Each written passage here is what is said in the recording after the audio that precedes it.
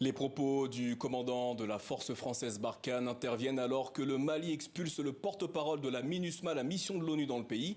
C'est dans ce contexte que Moussa Ag Acharatoumane lance un appel à destination de la communauté internationale. Le secrétaire général du MSA, membre du Conseil national de transition au Mali, également membre du CSP, notre invité ce soir. Bonsoir et merci d'être avec nous. On vient d'entendre le commandant de la force française Barkhane à la suite de ce qu'on a entendu. Il a ajouté, je cite, que le groupe Wagner avait utilisé le principe du dealer de drogue en offrant une première dose gratuite au Mali, une protection contre les méchants français et des résultats rapides. Que vous inspirent ces propos ? Bon, tout d'abord, merci beaucoup. Et moi, je pense qu'aujourd'hui, au Sahel et en particulier au Mali, il y a des choses beaucoup plus graves qui se passent, qui doivent attirer l'attention de la communauté internationale et de tous ceux, en tout cas, qui veulent que la stabilité et la paix règnent au Sahel, qui sont, pour moi, aujourd'hui, des sujets d'actualité qui sont beaucoup plus importants que les propos. Je pense que ces propos-là, je préfère ne pas trop m'attarder là-dessus.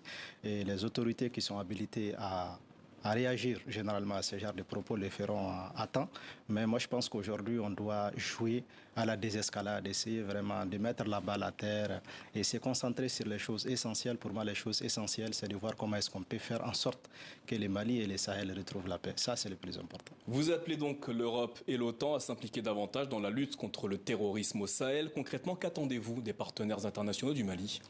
Beaucoup, parce que comme je le disais dans mon interview que je fais avec un journal espagnol, aujourd'hui, que ce soit le Mali, le Niger ou le Burkina Faso, ces pays-là aujourd'hui connaissent directement la conséquence de l'intervention de l'OTAN, notamment en Libye et de la communauté internationale. Donc je disais que de ce fait, aujourd'hui, on doit pouvoir aider ces pays-là, aider les Sahel en résolvant le problème libyen, parce que tant que la Libye va rester un pays où, en tout cas aujourd'hui, une forme d'anarchie règne, et c'est devenu aussi un pays dans lequel il y a des magasins à ciel ouvert où les gens viennent se servir en armement, en munitions comme ils veulent pour venir vers les pays sahéliens. Malheureusement, aujourd'hui, une partie de la résolution de la crise au Sahel se trouve dans ces pays-là, parce qu'on a l'impression souvent que la Libye est loin du Sahel ou qu'elle fait partie de la Méditerranée. La Libye, c'est une partie du Sahara et du désert, et aujourd'hui, ce qui se passe en Libye impacte directement nos pays. Mais Moussa Ag Acharatoumane, comment l'Europe et l'OTAN pourraient s'engager davantage au Mali et plus largement au Sahel, alors que l'Europe et l'OTAN sont aux prises avec la guerre en Ukraine? Justement, aujourd'hui, on est en train de se concentrer et de mettre tous les projecteurs sur l'Ukraine, alors que je trouve qu'aujourd'hui, il y a la sécurité de la communauté internationale, du monde entier, de tous les citoyens, qui est en train de se jouer à travers la crise que nos pays sont en train de vivre, du Tchad, au Nigeria, au Mali, au Niger, au Burkina. Tous ces pays-là aujourd'hui connaissent une tragédie sans précédent. Cette tragédie de l'expansion des groupes extrémistes aujourd'hui qui sont en train non seulement de bousculer nos États, mais aussi de faire très mal à nos populations. Le Mali vient d'expulser Olivier Salgado. Il s'agit du porte-parole de la mission de l'ONU dans le pays, au Mali. La MINUSMA prend acte de cette décision qu'elle regrette profondément. Vous êtes membre du CNT. Dans ce cas précis, n'y a-t-il pas, entre guillemets, une forme de paradoxe entre votre appel à destination de la communauté internationale et le renvoi du porte-parole de la MINUSMA? Moi, je pense que les autorités de notre pays se sont largement exprimées sur ces sujets-là. Ils ont même donné des explications qui ont été données par les porte-parole du gouvernement ou le ministère des Affaires étrangères.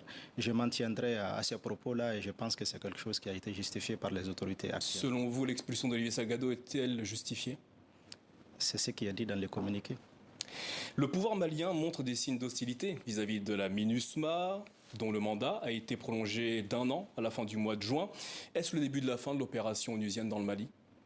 Bon, je ne pense pas. Je pense que les autorités maliennes, depuis le renouvellement du mandat à New York, se sont clairement exprimées, ont exprimé un certain nombre de réserves par rapport à cette mission. Même nous qui sommes sur le terrain, qui travaillons au quotidien avec la MINUSMA, qui d'ailleurs fait pas mal de choses bien chez nous, il y a des choses à revoir. Par exemple, dans le cas de la protection des populations et de leurs biens, ça fait partie du mandat de la MINUSMA. Mais malheureusement, aujourd'hui, les dégâts sont énormes contre les populations dans le nord du Mali. Et effectivement, lors du plaidoyer de notre ambassadeur à New York, il avait demandé à ce que justement une réponse soit apportée à ça. Justement, en ce qui concerne la protection des populations, depuis le mois de mars, peu d'informations circulent en provenance des régions de Gao et de Ménaka dans le nord-est du Mali. Le MSA et le Gatia, deux groupes signataires de l'accord de paix d'Alger de 2015, affrontent les djihadistes de l'EIGS. Que se passe-t-il précisément dans ces deux régions? Ce qui se passe, c'est que depuis le mois de mars, malheureusement, l'État islamique est revenu en force dans cette zone des trois frontières, la frontière nigérienne et burkinabé. Ils ont lancé des assauts contre des villages, notamment Tamala, Taïnchinana, Nanakzragan et puis j'en passe. Et dans ces villages-là, malheureusement, ils se sont pris à tout ce qu'ils ont trouvé. Tous les hommes ont été assassinés. Tous les jeunes de moins de 15 ans, 16 ans ont été assassinés et même des femmes et des enfants, malheureusement, n'ont pas échappé à cette terreur et à cette tragédie. Et aujourd'hui, c'est un espace dans lequel les populations ont été complètement bousculées hors de leur terroir. Aujourd'hui, il y a une crise humanitaire qui a été créée à cause de l'attaque de ces groupes djihadistes, non seulement au Mali, mais aussi au Niger, au Burkina. Alors vous êtes le chef du MSA, avec le GATIA, vous combattez donc le IGS dans ces deux régions. Le CSP, dont vous êtes membre, comporte 8 membres signataires des accords d'Alger. Que font les 6 autres membres ?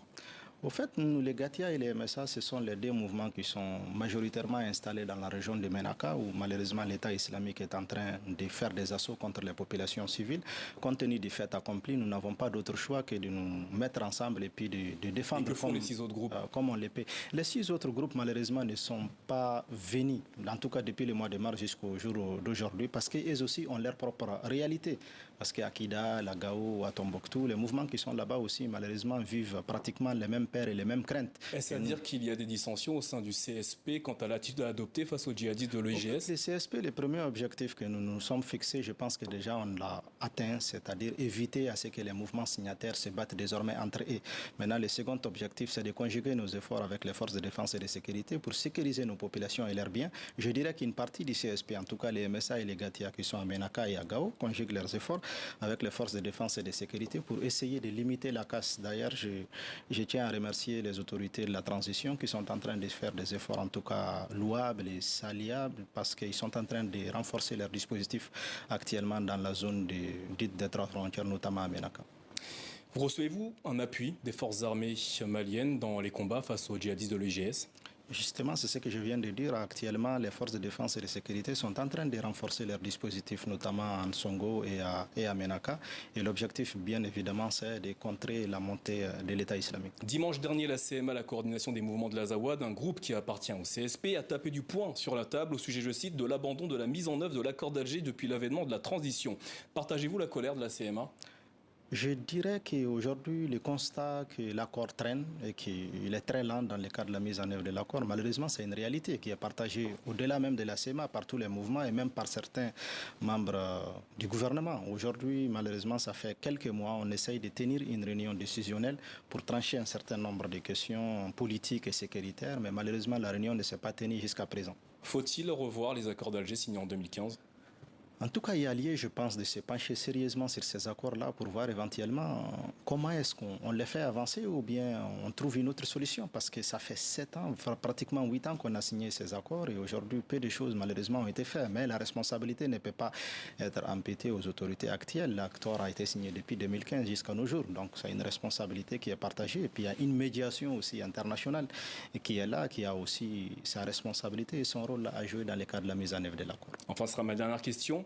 Quel regard portez-vous sur la conduite de la transition au Mali ? Je dirais que depuis la levée des sanctions, la transition se porte bien. Aujourd'hui, il y a un chronogramme qui est disponible. Maintenant, c'est le temps qui est très court. Il va falloir qu'on se mette au travail, éventuellement qu'on respecte l'échéancier qu'on a conclu avec la CEDEAO et le reste de la communauté internationale. Donc, le travail est devant nous. Moussa Ag Acharatoumane, merci d'avoir répondu à nos questions ce soir.